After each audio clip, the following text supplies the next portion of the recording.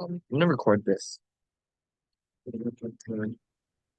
So before we get into, a full-on discussion about gun control, I do want to hear your guys' kind of thoughts like as a whole.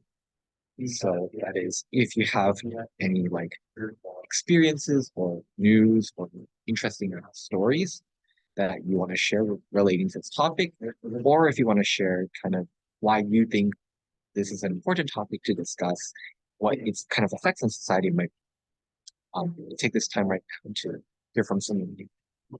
So does anyone want to start us off with just a preface of this topic?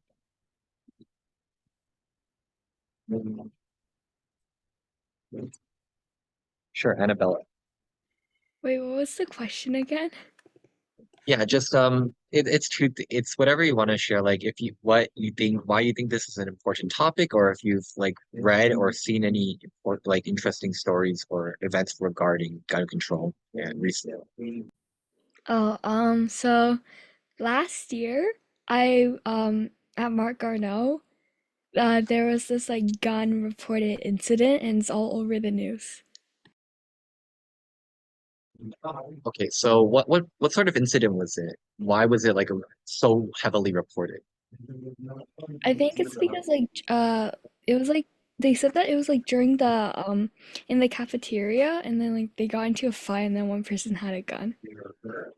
Hmm. Yeah. So, um, oftentimes, gun violence is a really big issue, even in developed countries like in Canada, right? And often can be as a result of the escalation of, these smaller fights or disagreements, right? Where, someone wants to take further action, and this can oftentimes lead to greater amounts of casualties or harms to those around them, which is why I think the example that you gave, Annabelle, is a great segue into kind of explaining why this is such an important issue, right? And why so many countries do have really, really strong gun control laws, um, right? Canada, for example, and I think this is the reason it was such a big deal on the news. Canada has very, very strict gun control laws. So no one is actually allowed to carry any sort of fire.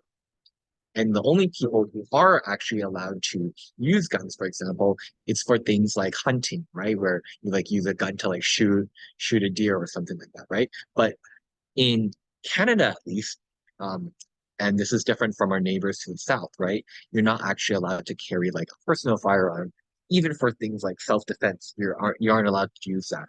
So Canada has very, very strict gun control laws, and the reason for that is because our government recognizes that gun violence and the amount of deaths or injuries as a result of gun violence is a really, really important and large issue in our society.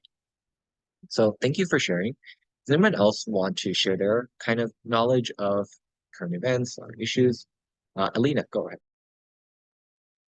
So my parents told me that about like 10 years ago, there was this one girl, she was like killed really brutally and violently by her neighbor, and her mom, like she went to court many times for like trials, and then like at one of the trials they said this man had like mental illnesses and was he declared himself insane, so he wouldn't be charged with criminal charges.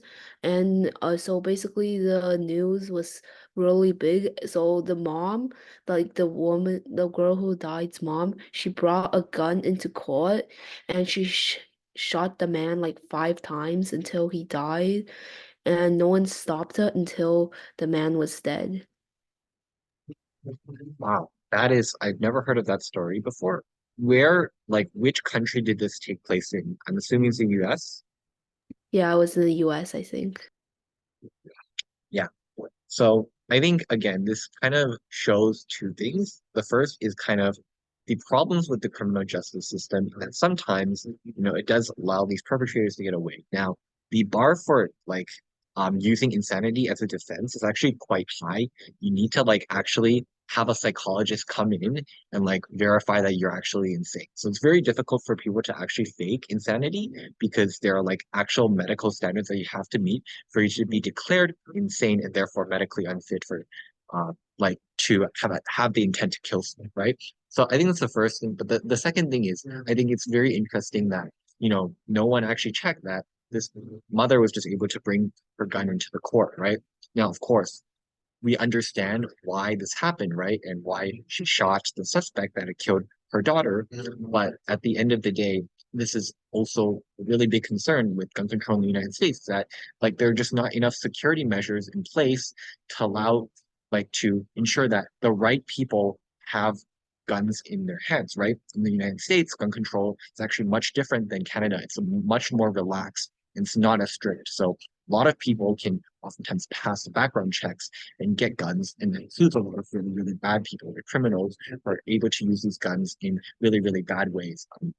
So the United States has one of the highest homicide rates in the world, has one of the highest mass shooting rates in the world, and I think this owes a lot to their gun control laws.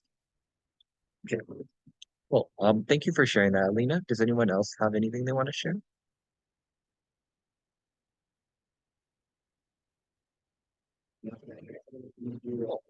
So I think these two stories that Annabelle and Alina have told us kind of serve as a preface to this topic of gun control, but I think it also goes to illustrate how prevalent of an issue gun violence is, right? The fact that this happens so often that it's become a normal topic to talk about, that even our friends or our families have heard about these kinds of stories means that it is a really important issue that can affect each and every one of us, and that's why I think it's very important to talk about.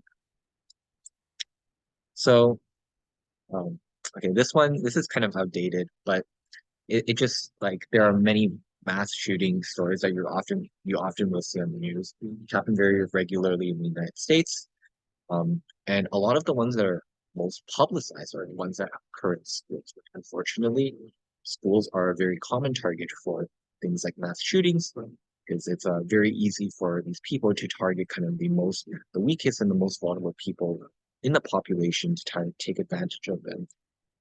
And so we've seen that even just in 2023, and again, this is just additional context to understand the severity and the magnitude of gun violence as an issue in the United States. Just like count the number of like triangles here. There's like at least 20, right? So just in 1 year alone, there were 20 or more school shootings in which at least one person was injured or killed. So now that we kind of understand this issue, let's talk a bit more specifically in detail about shootings and I guess mass shooting, because I think it's important for us to understand why these things are happening, right? Why are people with bad intentions getting hold of these guns and then, you know, hurting or killing other people? What do we think are the causes of this?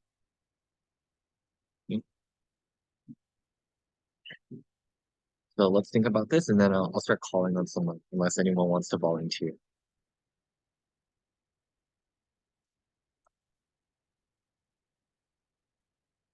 Okay, let's start with Catherine. What do you think?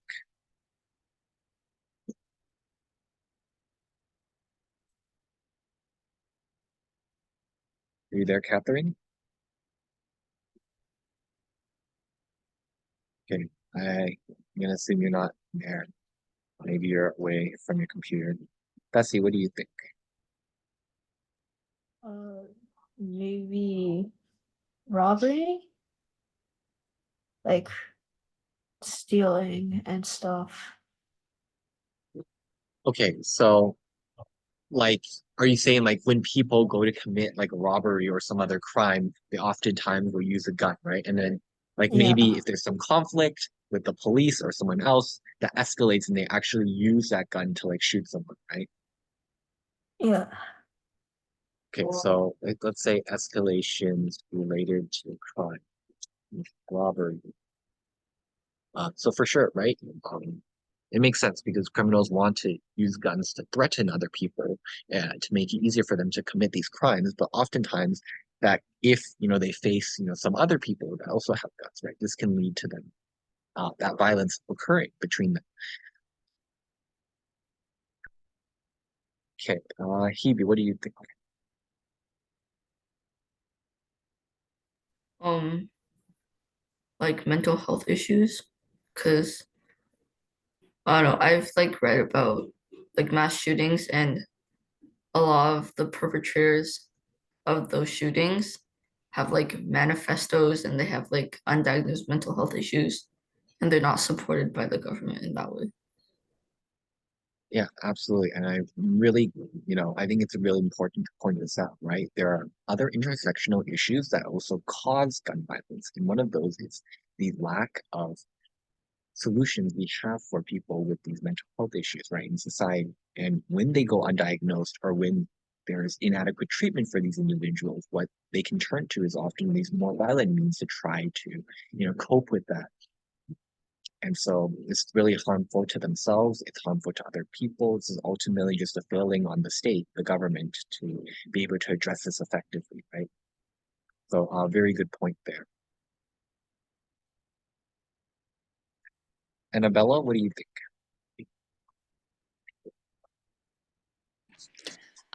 I think it's basically it could be like protesting. Like if you don't agree with something, like you know how I forgot the name. I think his name was George something, George Floyd. I may just be making a name up. Like he was actually like the police like pressed the knee against his neck and they he kind of like ran out of air and then he later died. So then after that like it was during COVID, right? So like the entire United States basically just like protested and then they used guns and shot down the police station. Yeah, for sure. So like the actual incident of the police killing George Floyd, that was an act of the state using violence against a citizen, right? And you can argue this was like an overreach that was like a massive overreaction to his actual actions, right? But then the resulting protests and the riots of people who were outraged at that event, right, then spurred additional violence, often in the form of like shootings and things like that, right? So there's this, what's this guy's name?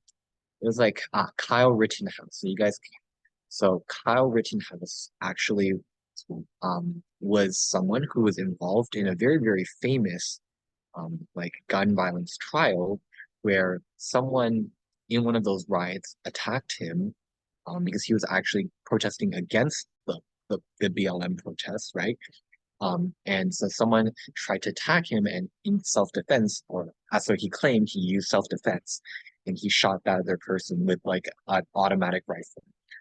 And so this trial got a lot of news and publicity. Ultimately, he was deemed not guilty, and it was deemed that he actually used that gun in a form of self-defense, right? But there are thousands of instances of the similar nature, right, where people use guns in order to kind of threaten or to, push other people, to do certain things, right, to threaten other people to do something. So, yeah, that's a good point there. Okay, last person we haven't got to yet, Alina, what do you think?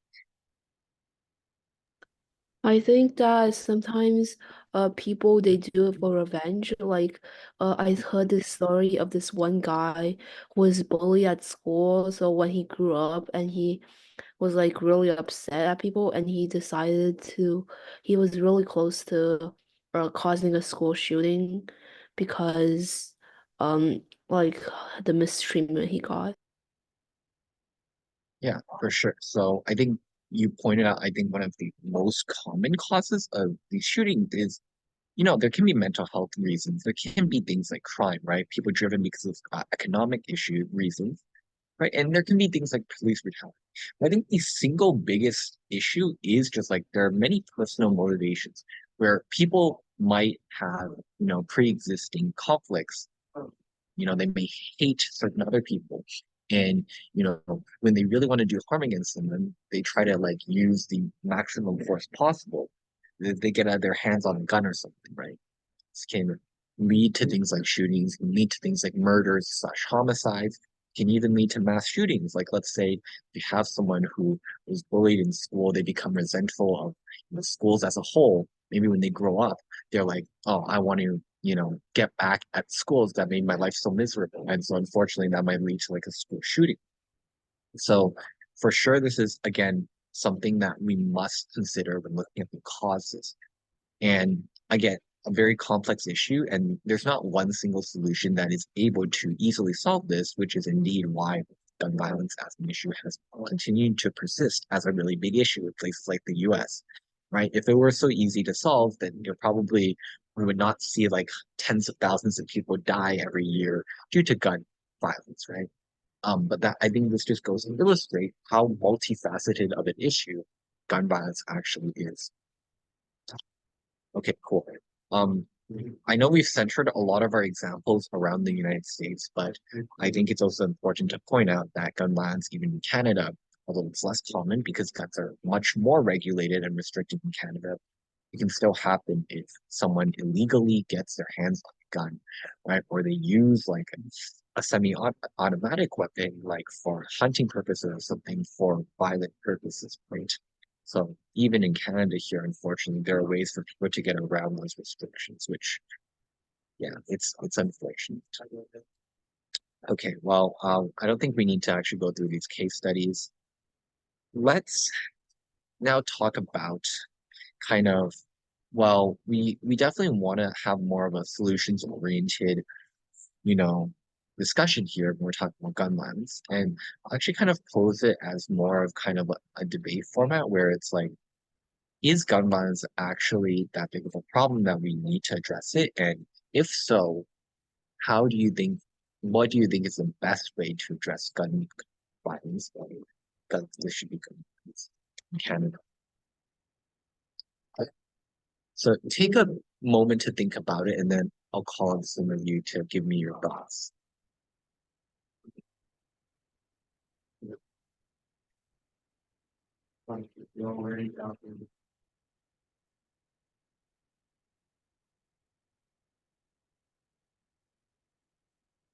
Okay, I think that's enough time for thoughts. Let's just go randomly again.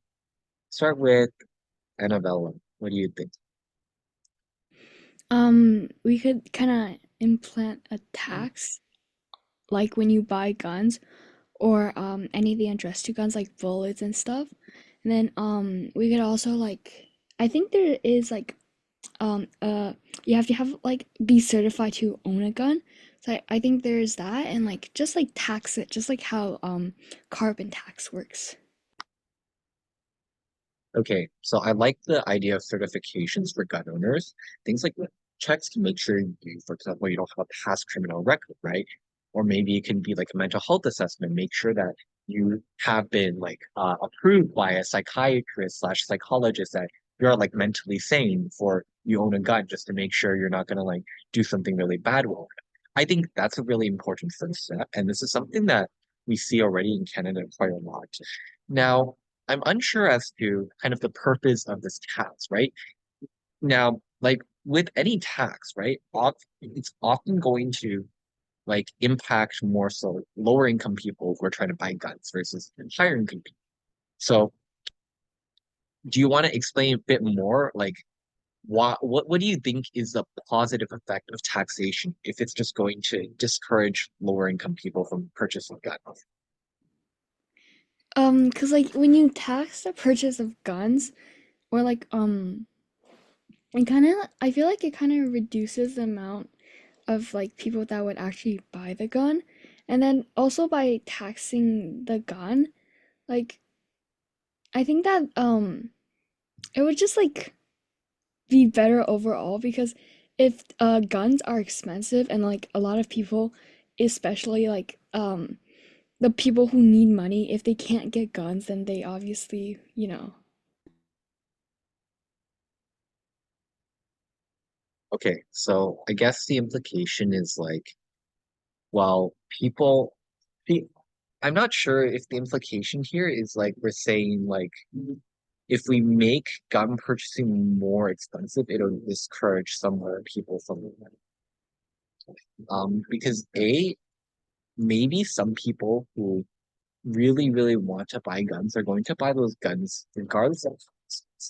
This is why people buy guns off the black market, for example. But also if it's like if you increase it by a bit, right, and you discourage some people who have less money from purchasing this gun, it's not clear as to whether those who still are like, able to afford it, like middle class or upper class people who can still afford those guns, whether they're gonna, you know, still be able to buy those guns, do bad things with them. So do you wanna kind of explain that a bit more? Yeah, so like by taxing the guns, I mean taxing as in like you get taxed every month, like taxed every month by owning the gun because like they might have like a copy of your like certification. So then they tax you, they know that you own the gun. Okay, so just a continuous tax, which is proportional to the amount of time you have that firearm for. But again, this seems like if it's just a monetary value, right? It's just going to discourage, I guess, people with less income from buying it. But um, again, I feel like anyone who wants to own a gun for and do bad stuff with it will probably find a way to get it anyways, even if it costs significantly less. Like, um, I do think that perhaps this might have some deterrent effect, which is good, but I think we definitely should also consider other, other policies that we can use, like to complement this, right? But I think overall this is a good suggestion, and I know, sorry, I was kind of like pressing you a bit to defend it, but I think your justifications are good there. Okay, anyone else have any suggestions? Surely someone else has thought of something in the 5 minutes we were discussing the taxing of guns. Right, guys? Okay, Bessie, what do you think? Uh, I don't know because it's already been brought up for like other hurdles, possible like obstacles that we could create so that people get guns less easily, which is like awesome idea. That like people should not be able to uh get guns very easily. Like there's already like licenses and stuff, but if people were like definitely qualified and people that like we know are gonna like actually protect people with guns instead of using it to cause harm, would maybe reduce gun violence. Sure. So perhaps incentivizing people with good intentions to be able to make it really easy for them to own those guns. So they can actually use those guns in protective ways, like for self-defense or to deter other people who are criminals from using their guns, right? That could be something that maybe like by encouraging this subset of the population with good intentions to kind of be the protectors of society, we can actually overall decrease net gun violence. So I think that's a really interesting point as well, something I haven't considered. So thank you for that. Catherine?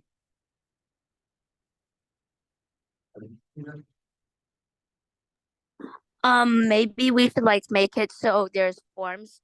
So like you have to sign like a contract to like vow that you won't use it for violence, just for like self-defense and maybe like name your address and name. So like if you've been caught to like use it for violence, they could just come to your house and like basically like give you like basically take it away from you.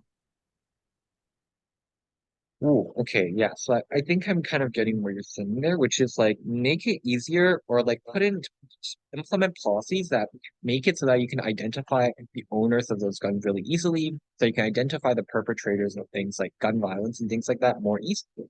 And I think also another thing that is kind of like a complement to this is just increasing the level of punishment, right? Greater legal deterrence. So make it like instead of going to jail for 20 or 30 years, you're going to jail for life, right? Um, and these are things that, perhaps it doesn't deter every single instance of gun violence. Because, like, let's say if you have a mental health issue, you're not thinking about how many years in jail you're going to end up in for, shooting someone, right? But a lot of people who commit gun violence are still somewhat rational, right? So they're going to weigh like the cost and benefit of like wanting to get their revenge on someone versus potentially losing their whole life and ending up in prison, right? So when you increase that level of punishment, you can probably get some amount more deterrent on these people who are doing these bad things. So I think that's a good point. So thank you for that. Anyone else have any ideas? If not, we can move on.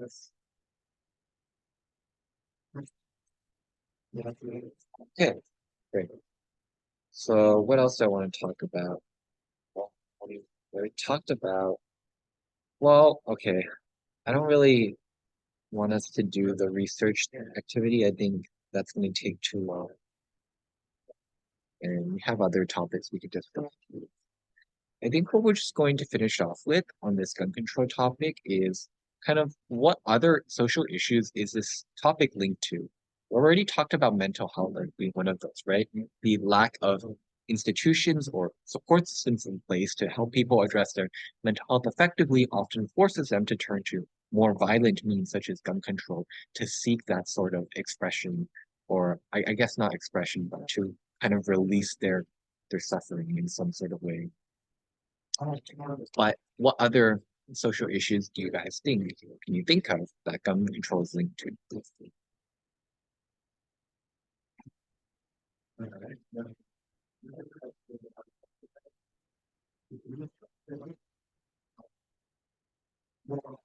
Okay, Kibi, what do you think?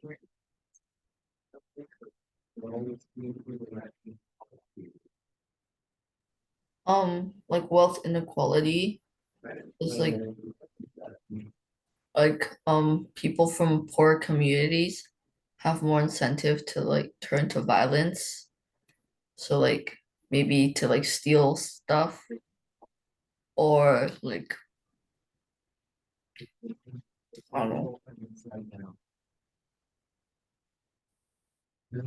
Yeah, I mean, I think it cuts both ways. So I think you're right to point out, oftentimes in less economically advantaged areas, you're going to see higher levels of crime. So you may see more people in that area being incentivized to do things like purchase guns to commit crimes, because that's the only alternative way they have in order to put food on the table to earn that money, right? Because they're struggling to find jobs or something. The economy is not great in that community.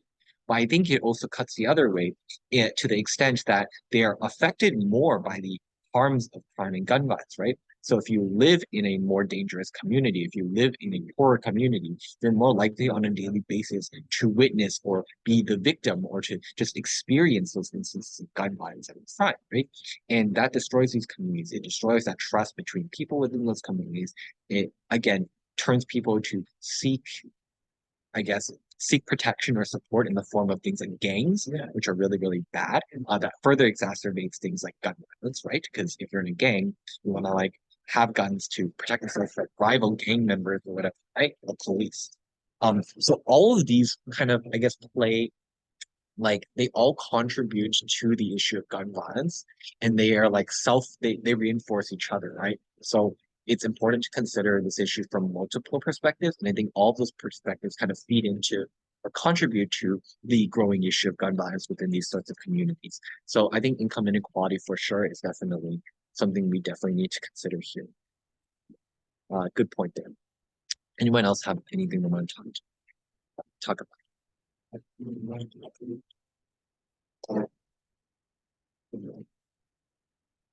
Annabella?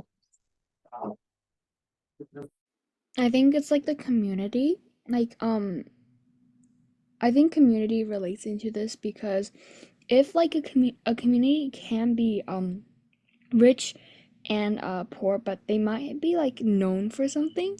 Like for example, if like if like let's say we're in this rich community and then like let's say that there's a forest nearby. So like the rich people with their money they obviously would like to go hunting, right? And like hunting it uses a gun. And then like and then let's say that in that community there was also bullying. So like and then the person bullied who has a gun will maybe be likely shoot the other people. So I think it comes a lot like from the background you are in and the community. Okay, yeah, I see what you're saying, and I think that's also a really good point, right? There can be many personal factors, like we discussed earlier, right, that might motivate people to acquire these guns, that may motivate them to commit gun violence. So it can be things like maybe there are personal like upbringing factors, like from when you went to school and you got bullied, someone mistreated you, or there's a teacher you really hated, right, and you want to get and revenge on them. can be cultural factors, it can be where you're brought up. If the community that you were in very crime ridden, or there was a lot of people owning guns, like you saw everyone in your family own one, or you saw like gangs on the street that own guns, like you might be more likely to own guns. Also be things like religious factors. It can be personal beliefs. There, I think, are a multitude of personal factors, like you probably would agree. So, um, I think for sure, considering those personal factors and how they link to the issue of gun violence helps us to better calibrate our gun control policies to be able to effectively address this issue. It's a good point there. Does anyone else have anything they want to add? No? Okay, fine. So good. That brings us to the end, the conclusion of this podcast. Now, I did also say that we could move on to a different topic if we had enough time, and I didn't anticipate that this topic would take up that much time anyways. So I guess we might as well move on to another topic and see how far we get with that. And of course, like if we don't finish this other topic, we can always like come back to it later. I think next week we can talk about it too. Um, I, I just don't think this was ever meant to like be something that took up. Okay. Let's talk about. So we'll just pull up this slideshow real quick and then get started. Okay. I have about 20 minutes left. Okay. So the second topic, I guess, we'll try to get through some of it today, is in the topic of space exploration. But maybe something on a bit of a lighter side that isn't, related to such dark topics. So we talk about space exploration. I have this really poor transition show. So let's transition to this issue. Okay. So space exploration. Before we talk about kind of some of the more recent events, yes, like they're not that recent anymore because this was made in the past. But what do you guys generally know about space exploration? Like what sorts of news have you heard about it? Why do you think it's important to society? Annabella, go ahead. I'm pretty sure that each year the government put more money into space exploration than anything else. Yeah, for sure. So the government definitely one of the largest investors. Do we know the organization that I guess the United States government kind of funds for space exploration? What's that organization called? NASA? Yeah, yeah, NASA, exactly. And I think you're also gonna say NASA. Yeah, okay. I'm assuming you're gonna say NASA because you put your hand down after Annabella said that. So yeah, the government, one of the biggest funders of space exploration, and they pour millions, not billions of dollars every year into things like funding more missions, exploring different planets, or trying to send more people into outer space, right? Or to build new, what's the term called, like spacecraft or whatever, right? Ships to try to send people into space, or investing in new technologies that are going to be useful for space exploration. Why do we think that the government, as well as many other actors and companies, have been pouring so much money into space exploration? Like, because clearly that's the reason we're putting millions and billions of dollars into this industry. What might be some of the possible reasons for this?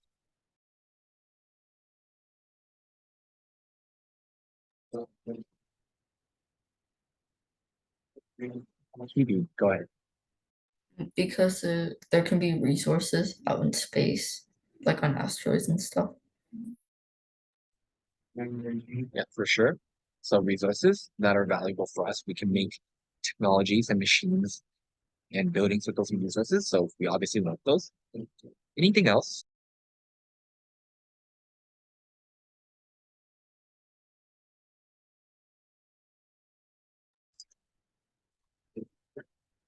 Alina, what do you think?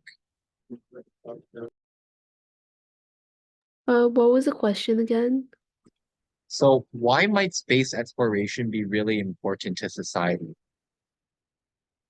So I think that space exploration is probably one of the things that future humans will have to look forward to because even though it's like a long time for us, but if human civilization wants to survive like in the really far future, they'll have to start exploring other planets because the sun is not gonna last forever and we'll probably like all die if we don't explore the outer space, and there are also a lot of dangers like asteroids and potential collisions with exoplanets that might happen. And if Earth or just overall any of the planets get moved even just a bit, if anything were to affect our solar system at all, we'll probably have to switch planets or just die on our current one. So if we don't explore space more, we might not be able to get the opportunity to do so in the future because we might all be dead. I think that's a really weird way of putting it, right? Like one, it's just innate human nature to be curious about the environment around us. And naturally, as we have conquered and we've been able to explore our Earth to the full extent, naturally the next step is for us to explore the space and the universe that lies ahead of us. Right. So I think that's one thing is just wanting to understand the environments and the surroundings around us to get a better understanding of like the true and where we really are within the universe. I think the second thing you mentioned there is also, this is something that doesn't really make sense from a rational perspective. Like we're all here for maybe 100 or so years. No one has discovered how to be immortal yet, but a lot of people still believe that like space exploration is really important because for in the far, far future, once Earth becomes inhabitable, we can move human civilization onto another habitable planet, right? And there aren't any in our solar system, but there are some in other galaxies. We've already discovered some exoplanets that have like similar, like livable characteristics. And so potentially, in next million or so years, it might not just be a sci-fi dream for us to be able to transport ourselves to those different planets once the sun dies out, right? Because it runs out of fuel eventually. Um, so interesting. I think there's both the philosophical and practical reason for space exploration that you mentioned. So thank you. Cool. Anyone else want to add any other reasons?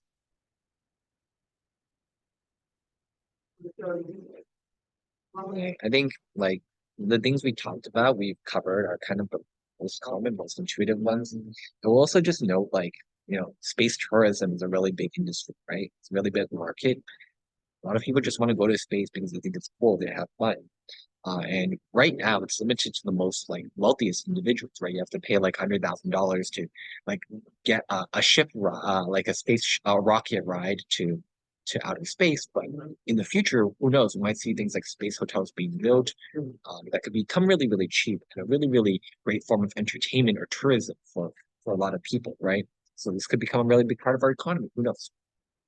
Um, so yeah, right now, uh, we're kind of in the emergent kind of period where there are a lot of really, really exciting new technologies and new breakthroughs happening in the space exploration industry.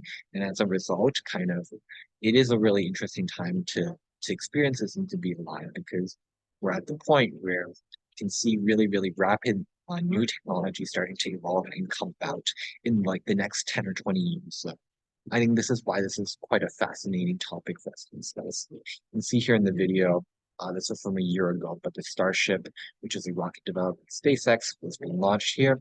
It's just a test, but it basically showed that basically like this new rocket was able to, I think, was it able to go to Mars or something, or just like be able to go into orbit.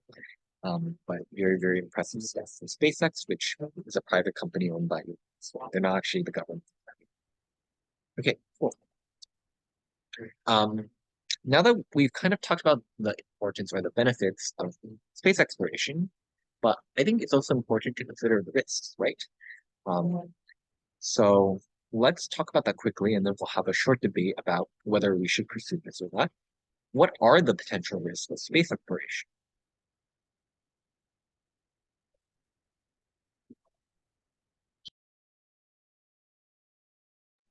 That if you involve like people on the missions going out into space, that they could die.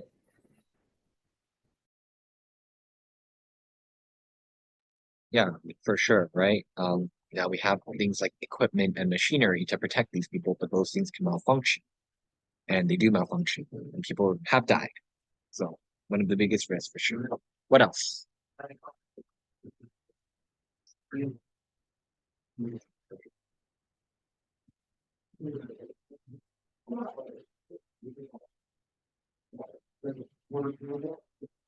TV?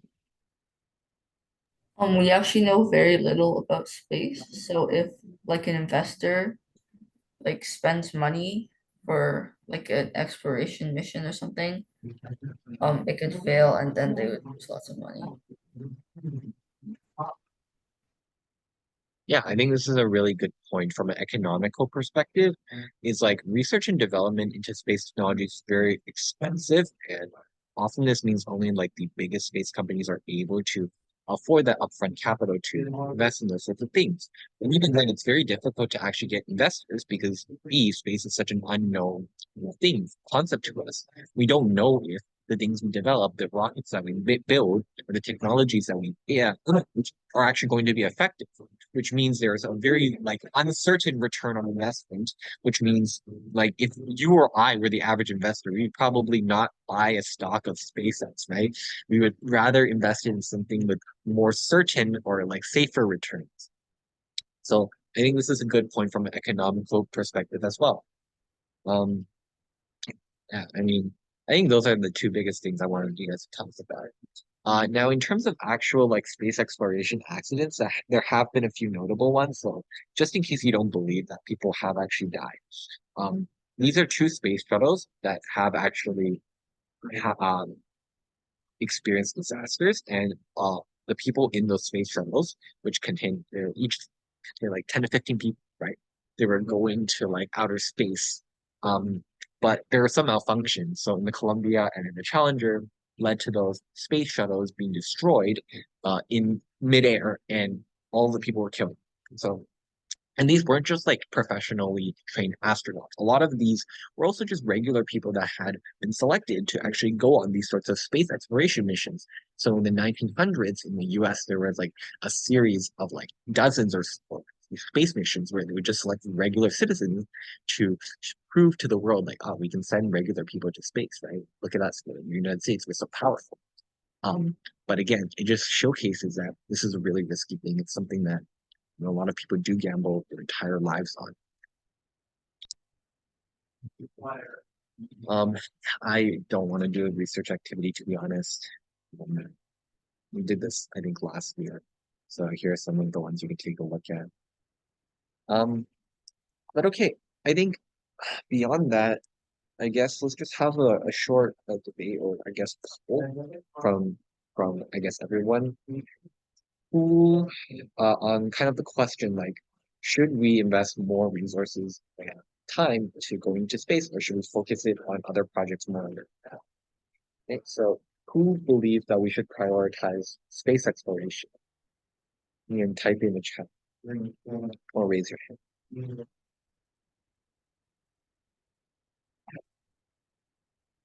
Okay, going once, going twice. Who believes that we should prioritize projects here on Earth more?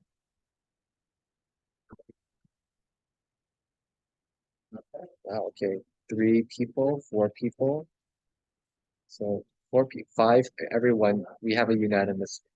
Okay, so of the 5 of you, can someone just give to me a short explanation why they've chosen the second option? Alina first, and then we'll go Annabelle. So a lot of countries on Earth have wars, and a lot of countries are still developing.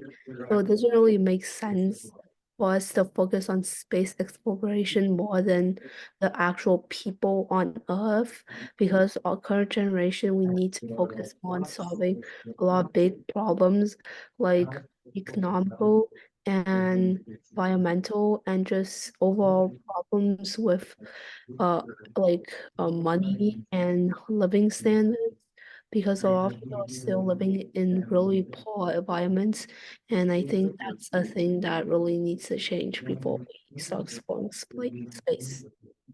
Yeah, very well put. There are other more pressing, more urgent issues that can, not only have massive economic consequences, but there are also human lives at stake, right, that we need to address. So those are probably far more worth addressing. Annabella, did you want to add to that?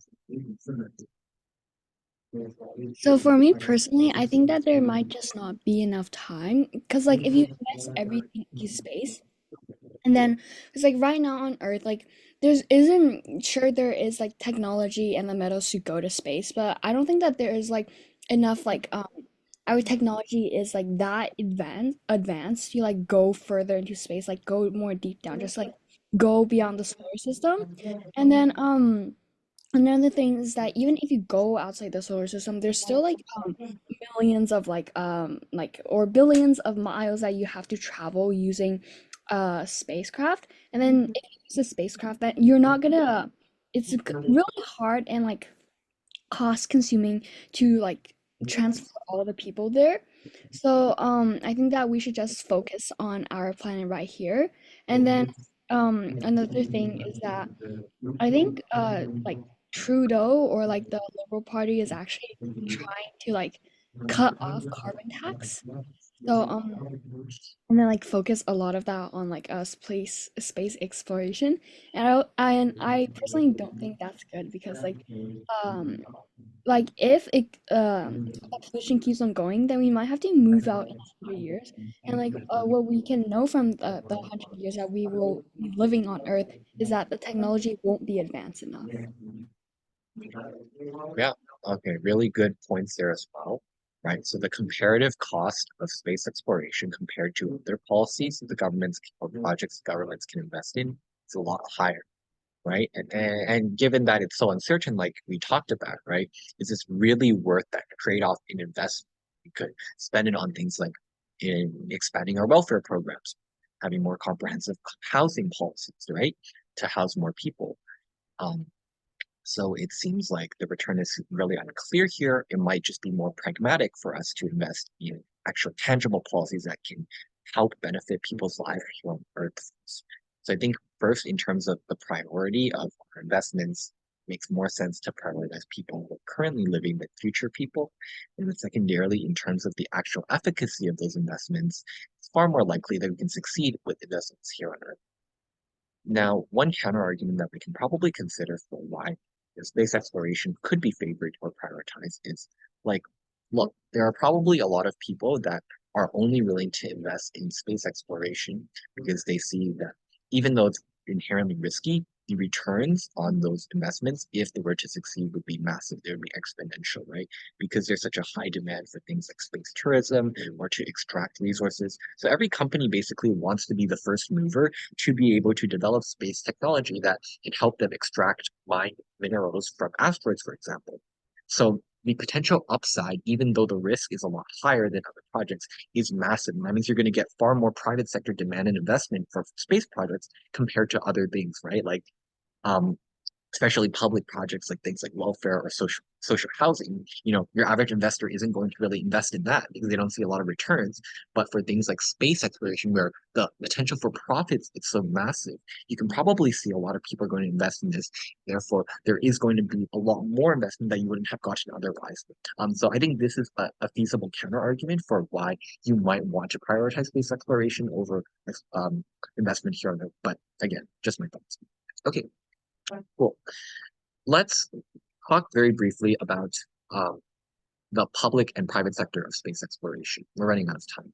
So as we talked about, NASA is kind of government-owned. It's a National Space Agency. I don't know what the other A stands for, um, but owned by the United States government, heavily funded and subsidized. But what we're seeing in more modern times is a greater share of the market being dominated by private companies.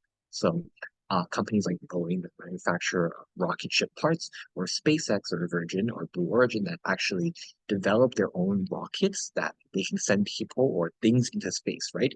Space exploration companies have been popping up in the past 10 or 20 years. You become again really, really big because, like I said, that profit incentive for the potential like money that can be earned from space exploration is so massive that this attracts a lot of investors, even though it is a very uncertain and inherently risky industry.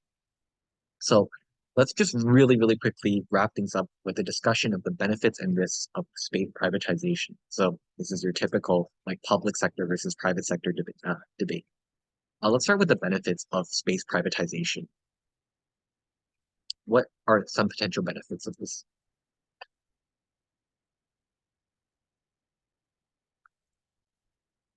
Kiwi, go ahead. If you monetize space exploration and like create a financial incentive to develop more technology, then it creates competition between companies to like accelerate the development of technology and like advance the human race. Yeah, for sure. So competition serves, I think, a few purposes. A, it lowers prices, which can help make these things more accessible. B, it induces more development, right? Because each company, again, wants to be the first to develop that new technology to mine asteroids and to sell minerals for money. It can also incentivize or compel companies to innovate in different fields, right? So one company might want to innovate in like new asteroid mining technology, but another company now might be incentivized to fill in the market hole and to like innovate in like better or more efficient or streamlined rocket ship parts, right? Technology. So you get a lot faster innovation and development, but you also get greater amounts of innovation and development due to this competition. So very good. Anyone else?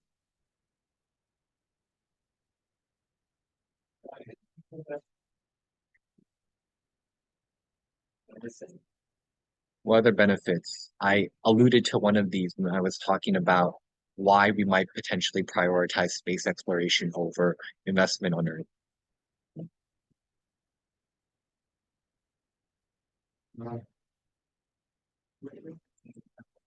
Okay, just like greater investment, right? You have more net investment of money into projects or companies as a whole because more people want to invest in private sectors because they know they get a return of that money that they've invested. No one is going to donate money to the government to fund NASA if they don't know that they're going to get anything back, right? So the privatization of space means more investors, more shareholders are created, which means more people put money into these companies. And that allows us to develop this technology to explore space faster. Okay, really quickly, risks. What are the risks of space privatization? Just get two answers and I'll let you guys go.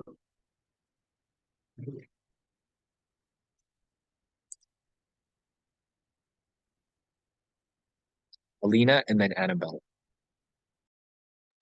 So in the future, there might be a lot of people that might want to invest in like space activity or just get into the business themselves because if we have better technology, this might be just like stocks and we might just be able to start like businesses with uh like space exploration and space like asteroid mining, and it could be beneficial to a lot of people, especially since if we have the technology for bigger companies to do it. If you have the money, you might be able to do it yourselves. So if we just make space private, it's gonna be a lot harder to start new businesses and it might fall out of fashion, but like other people might try to pick it up. So just it's like it can slow down the development of the economy. I see what you mean. So you're saying people that would have gone into other industries instead go into space industry because like they're too caught up in the hype of like other people or the trend of people like starting their own companies, space companies, and this is bad because it's inherently more risky, they're less likely to succeed, this harms the economy. So I think hopefully that's a charitable interpretation of what you're trying to say here. Thank you for that, Annabella, anything to add?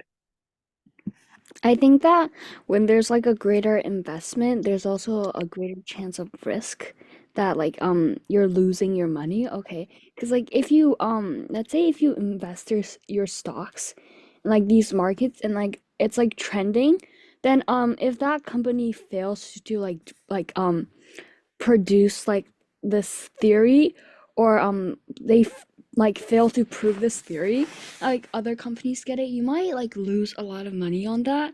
And adding on to that point, it's like when like there's competition, right? So like if everyone starts like you know doing space exploration and having all of these um like competition, it's not gonna be fair because like we know that NASA because of government funding and like a lot of funding, because NASA is like a big brand, NASA is gonna get maybe all the achievements and stuff. Okay. So monopolies, which are inherently an issue in private competition, but again, maybe we can argue like without this private competition, we wouldn't have those monopolies as a whole, but still, then we would only have to rely on government agencies like NASA, which might be slow and efficient. So I think it's kind of like you have to argue that the active harm of monopolies existing outweighs the fact that if the monopolies didn't exist, you would also have like just not that much investment or development to space exploration. But good. I think from an economic perspective, those are really good arguments. I think the final thing to just kind of point out is like with any sort of private public sector debate, you always have to consider the crowding out effect, right? If more private sector investment crowds out public sector investment from like NASA, for example, and this inherently leads to the domination of companies in the space industry or market, this can lead to very, very bad social outcomes as well. So, for example, because companies are far more profit driven, right? They might not distribute the benefits of space exploration, right? So maybe only the wealthiest, the highest bidder people are able to actually, travel to space or to be able to access technologies like, getting the resources or the minerals from asteroid mine, but the regular citizens or general population is not able to reap those benefits because they can't afford it. In contrast to like government agencies that care more about or have incentives to care about equitable distribution. So distribution of benefits is a very common like public-private sector argument, but you can contextualize this um, for the background of space exploration. Okay, cool. That's about it for today's reading group class. We started a bit late, so we ended a bit late. Thank you guys all for coming to today's class. Hope we learned a bit about gun control and space exploration. Two very, very fascinating different topics. Like I said, next class will be this week, and I think that'll be the final class before we take a break uh, and start next September. So yeah, just keep that in mind. Counter that in schedules and everything. But again, thank you guys all for participating. Thank you for coming to class. Hopefully, I will see you guys next week. Bye. Thank you. Bye. Have a good day.